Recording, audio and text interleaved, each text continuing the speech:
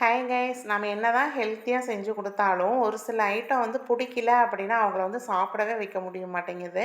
அதே மாதிரி தான் மச்சனுக்கு வந்து ராகி, சோளம் இது ரெண்டுமே சாப்பிட்டுக்கிறாங்க. கம்பில் வந்து நம்ம தோசைக்கு மாவு அரைச்சோம் அப்படின்னா அது வந்து ஒரு மாதிரி ஸ்மெல்லு வருது அப்படின்னு சொல்லி சாப்பிடவே மாட்டேங்கிறாங்க. ஆனால் கம்பு வந்து சாப்பாடு செஞ்சு கூட சாப்பிட்டுக்கிறேன் அப்படிம்பாங்க. நான் ஊரில் இருந்து வாங்கிட்டு வந்தது வீணாக போயிருமே அப்படின்ட்டு நேற்று என்ன பண்ணேன், ஒரு டம்ளர் கம்பு, ஒரு டம்ளர் வந்து கவுனி அரிசி போட்டு கொஞ்சம் உளுந்து, வெந்தயம், கொஞ்சமாக அரிசியும் போட்டு மிக்சியில் வந்து அரைச்சி வச்சுருந்தேன். அதைய வந்து நைட்டு சரி சுட்டு பார்க்கலாம் அப்படின்னு சொல்லி இவங்கள்ட்ட சொல்லவே இல்லை.